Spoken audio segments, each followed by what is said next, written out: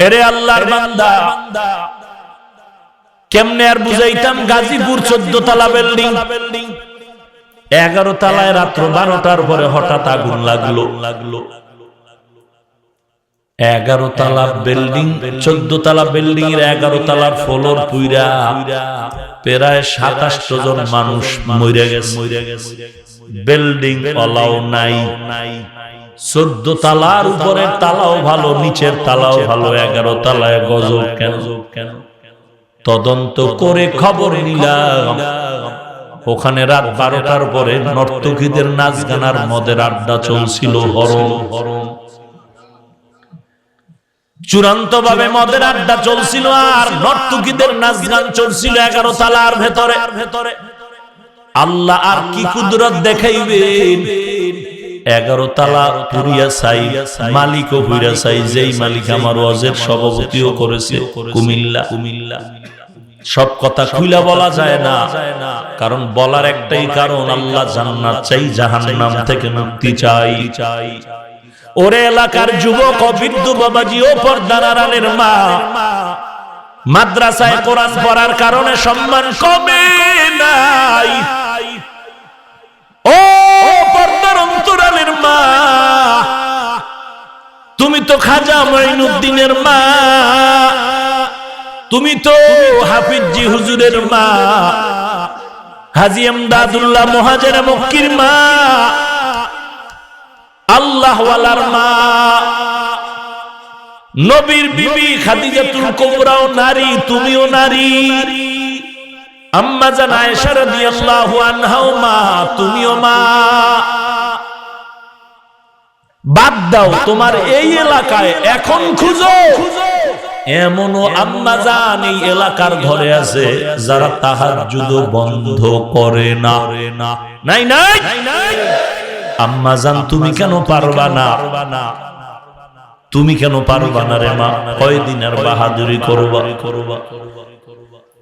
এরে আল্লাহর বান্দা বান্দিরা, এ যুবক, কয়দিন আর যৌবনের বাহাদুরি করবি? তুই যে হাতের বাহুবলে গালি দেওয়ার শক্তি দেখাও, তোর ছোট ছোট ভাই বোনের দিকে তাকায় দেখ, ওর মতো তোর হাতটা ছিল দুর্বল। বাহাদুরি করো, তোর আব্বার দিয়ে তাকা, তোর বাবা তোর দাদার হাত এরকম শক্তিশালী ছিল, এখন দেখ লাঠি ছাড়া চলতে পারে না। বাহাদুরি করিস না রে বাবা, নবীর সুন্নতের আমল কর।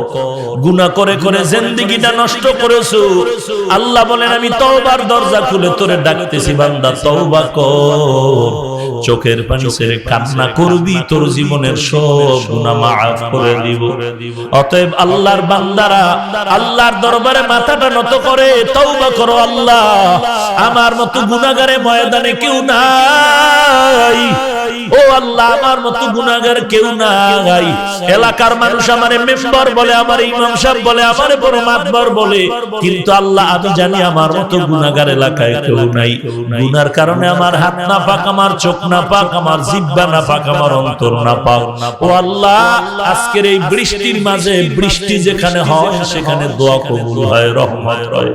এই রহমতের বৃষ্টি দোয়া কবুলের সময় আল্লাহর কাছে মাথা নত করে দোয়া করো। আল্লাহ, জীবনে বহু শয়তানের ধোঁকায় পড়ে অপরাধ করেছি, আজকে থেকে তওবা করি, আর অন্যায় করব না, মা বাবারে কষ্ট দিব না, আলেম ওলামাদের কষ্ট দিব না, কারো বিরোধিতা করে গুনাহ কামাই করব না, নবীর সুন্নাত অনুযায়ী চলবো, সহিভাবে কোরআন পড়বো, আল্লাহ ওয়ালার মহব্বত নিয়ে চলবো, কোরআন পড়ে 5 ওয়াক্ত। এরে নবীর উম্মতের দল, এই ওমরের যদি হালাত হয় তো আপনার আমার কি উপায়? ওমরের ইন্তেকালের 10 বছর পরে স্বপ্ন যোগে একজনে জিজ্ঞাসা করলো, ওমর 10 বছর হয়ে গেল আপনার কবরের হালাত কি অবস্থা কবরে? ওমর বলে অবস্থাটা অবস্থা নাই। বলে 10 বছর হইল তো কি করলেন? বলে শাসন করেছি 10 বছর, তার হিসাব মাত্র শেষ করলাম। এখন ব্যবহার শুরু হবে, কি হবে জানা নাই। নবীর সাহাবী ওসমান রাদিয়াল্লাহু তাআলা, যিনি নবীর 2টা মেয়ের জামাতা, যেই ওসমান সম্পর্কে নবী বলেন লিকুল্লি নাবিয়্যিন রাফিকুন ওয়া রাফিকি ইয়ানি ফিল জান্নাতি উসমান, সকল নবীর একজন বন্ধু হবে, আমি নবীর জান্নাতে বন্ধু হবে আমার ওসমান। সেই ওসমান কবর দেখলে হাউ মাউ করে কান্নার আওয়াজ। ও ওসমান, আপনার নবীর জামাতা জিন্নুরাইন 2 সন্তান বিবাহ করেছেন আপনি, এত সুসংবাদ জান্নাতের টিকিটার পর কবর দেখলে কাঁদেন কেন? ওসমান বলে কবর হলো পরকাল জিন্দেগির প্রথম ইমিগ্রেশন। এই ঘাটিতে যদি পার পাই বাকি ঘাটিতেও পার পাবো, এখানে ঠেকলে বাকি ঘাটিতেও ঠেকা। আমি জানি না এই ঘাটিতে আমার সাথে কেমন ব্যবহার করা হবে। এরে নবীর উম্মতের দল, এত সাহাবায়ে কেরামের ঈমানের হালাত, ফাঁসির মঞ্চে দাঁড়াইয়াও আল্লাহর বিরুদ্ধে যায় নাই। ও পর্দার আড়ালের মা, আমিও মায়ের সন্তান,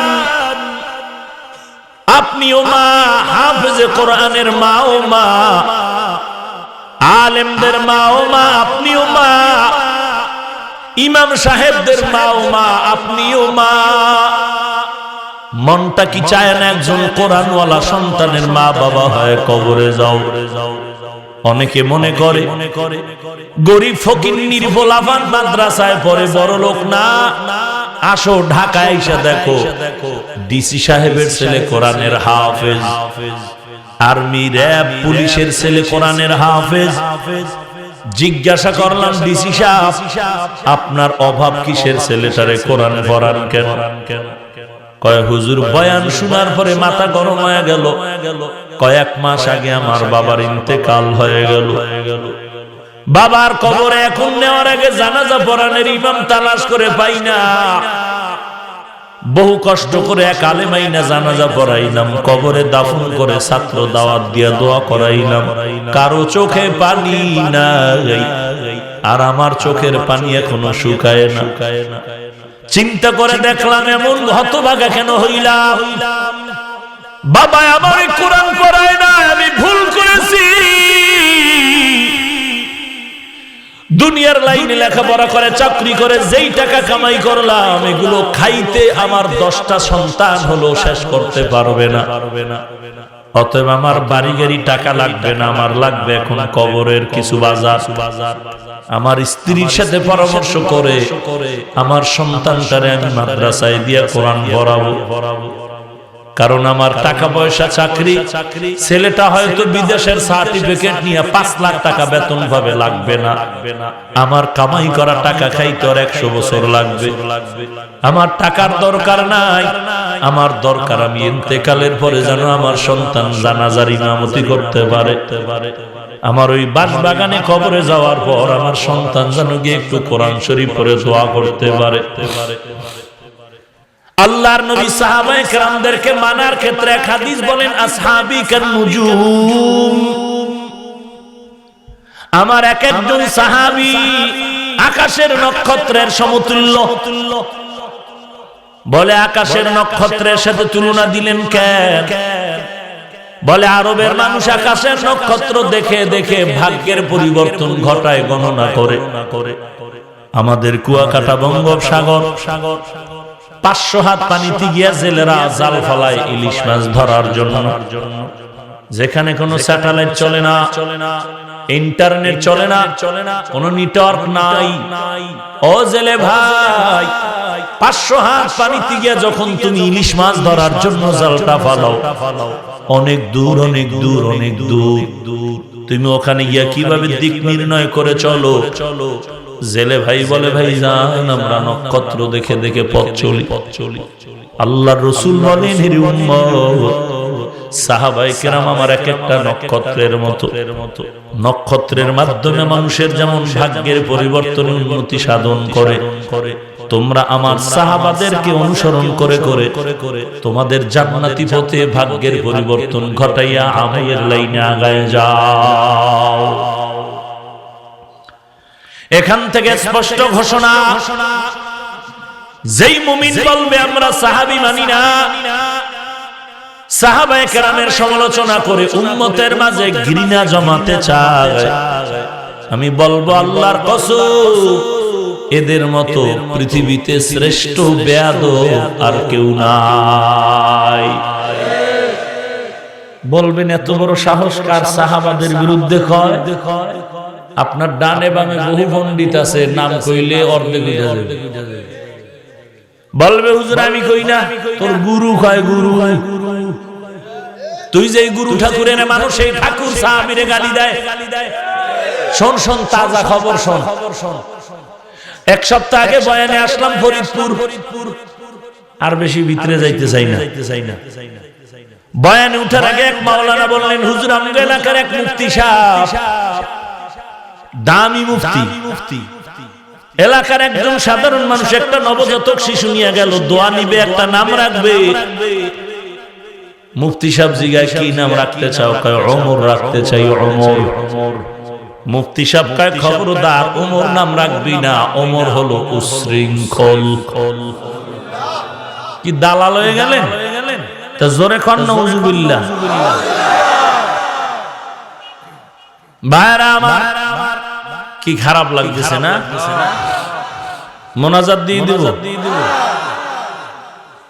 বৃষ্টি পড়ুক আর গজব পড়ুক, মুমিনকে ভয় দেখাবে কে?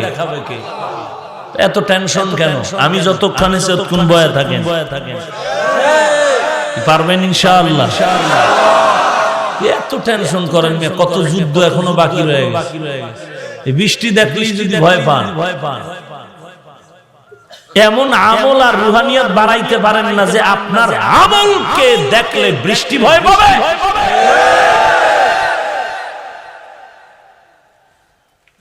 কোন সময় কই সেই কথা? সারসিনার নেসারউদ্দিন রহমাতুল্লাহ আলাইহি, এত বড় আল্লাহর ওলি, নদী ভেঙে যায়, সারসিনার নদী ভেঙে যায়। দ্রুত একটা দোয়ার অনুষ্ঠান ডাকলেন। ওই দোয়ার মজলিসের মধ্যে এক মজজুব আল্লাহর আশিক সারসিনার নেসারউদ্দিন রহমাতুল্লাহ আলাইহির হাতে গড়া একজন পাগল, মোকামিয়ার পীর হাসনা পাগলা। নেসারউদ্দিন রহমাতুল্লাহ আলাইহি কয়, আবুল হাসান, আমি আমিন আমিন কম, তুই হাত উঠায়া দোয়া কর। হাসান কয়, হুজুর বললেন কি? কয় কর। আবুল হাসান হাত তুইলা কয়, রে আল্লাহ, হাসান পাগলায় হাত তুলছে, জীবনে খালি ফিরায় দাও না, নদী ভাঙ্গা ফিরা।